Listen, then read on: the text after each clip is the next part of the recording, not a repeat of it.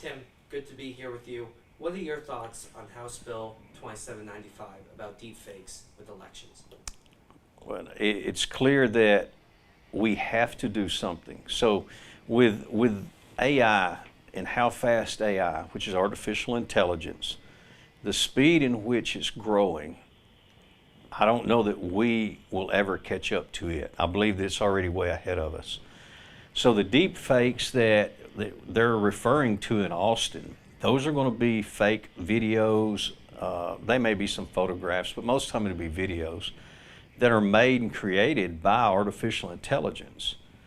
And a lot of those are going to be very, very difficult for the normal person, the everyday person that's not a tech person, to identify the difference in. So if you don't eventually address it, then you're going to have a lot of people, a lot of Americans that are going to think that maybe the governor was caught on a hot mic, for example, when in reality the entire video was fictitious. So yes, we absolutely have to figure out how to deal with that. However, because AI is moving so quick and that AI is so much more advanced than essentially the human mind is already, we probably will end up with a scenario eventually where it takes AI to identify AI. So I think that you have the AI industry right now that's growing, and I use AI daily. I use Grok daily. And as fast as it's moving and growing, we're going to first see a bunch of legal challenges. So the very first person to be arrested under that statute is probably going to have a lawsuit or a legal issue that they're going to appeal, because this is brand new technology.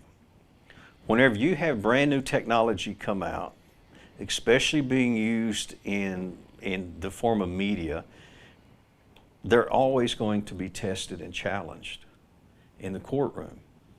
So regardless what laws they pass in Austin or what laws they pass in Washington, it will be tested in the courtroom.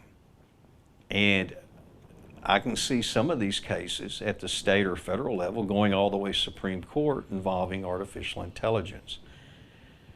But the specific one with the state of Texas, we do need some kind of oversight. Do we need to be arresting people? I don't really know yet. I haven't formed an opinion on that because this technology is so new and it's growing so rapidly. You feel it's a legitimate concern, deepfakes? I personally do not. I personally do not see AI deepfakes as something that is that big of a deal right now. However, because I work in the technology industry, maybe I'm just so used to seeing it and recognizing it, and I know what their concern is. Their concern is this scenario of, a video coming out that might show the governor saying something or doing something that he really didn't do, and it would fool a lot of people. But whenever the fear isn't the everyday event, the fear that they have is come our political cycles, when the campaigns start. Because that's where one very, very good deepfake video could make a candidate look horrible and it be a total lie. When we talk about recent elections, have you seen, more instances of altered images or deepfake videos over the past several years when it comes to candidates? Oh, absolutely. The last election cycle, where Trump won the presidency, we really began seeing a lot more deep fakes then, and they have continued to increase and continue to increase, and they will, and it's just going to grow and grow and grow. But I believe that even with the technology, the AI technology that's designing and building it, there should also be AI technology that can identify something as artificial intelligence and not the actual human. And I know that there's some companies working on that also. Do you feel that AI could get to the point where it's indistinguishable from an actual person, an actual image? I have already seen a few that are very, very, very difficult to determine, is it real or is it AI? Now, they're not in long videos, so the longer the video, the more sophisticated the video, the more likely you're going to catch it.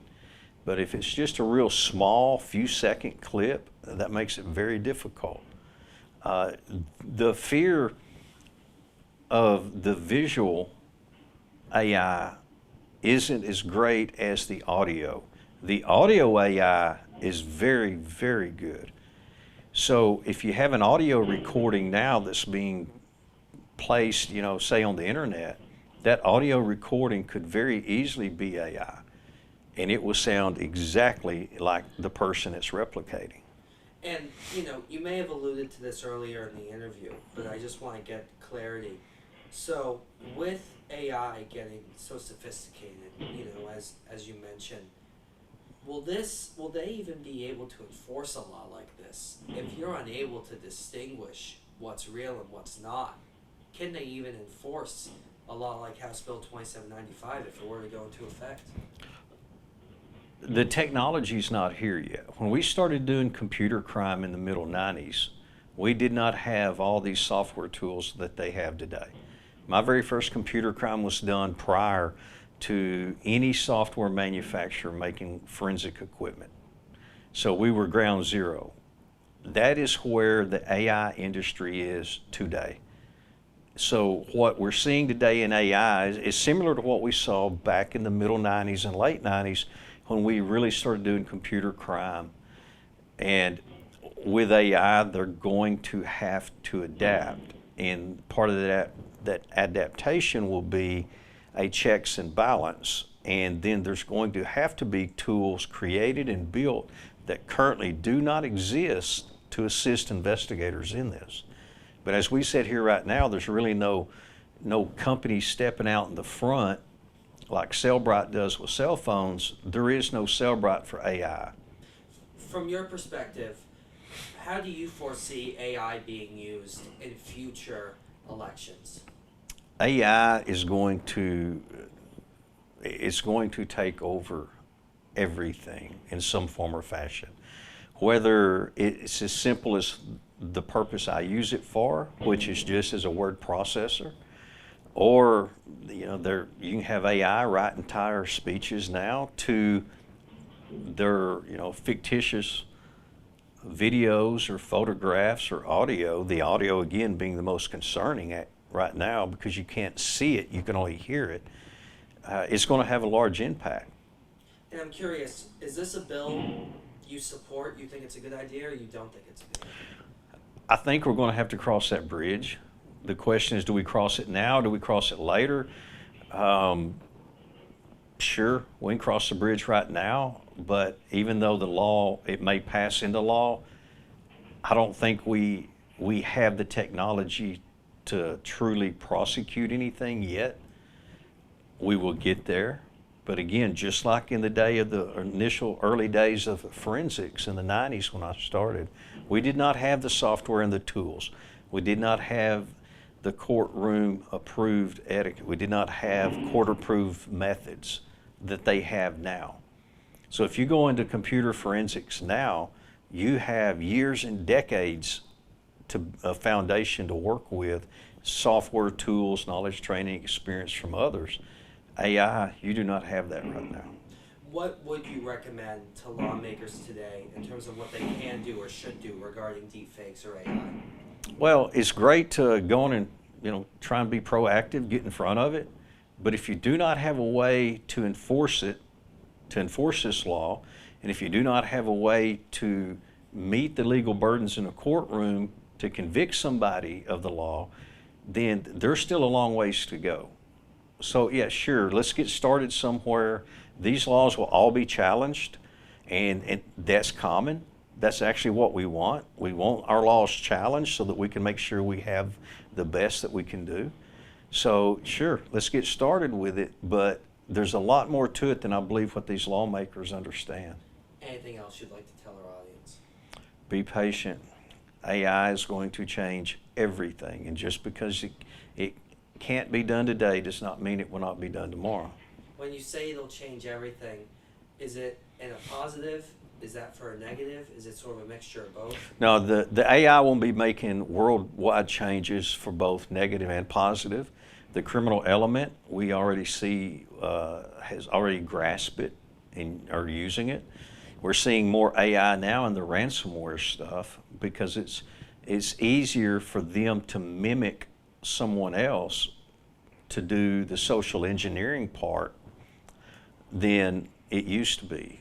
So and what I mean by that is a lot of these ransomware people or groups, especially if they're targeting a large operation, they may actually make a phone call to that company and try and talk someone into doing something, download an email, clicking a link.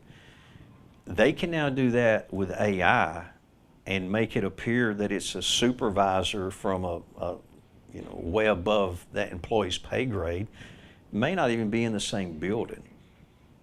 And it would be much easier for them to fool the human.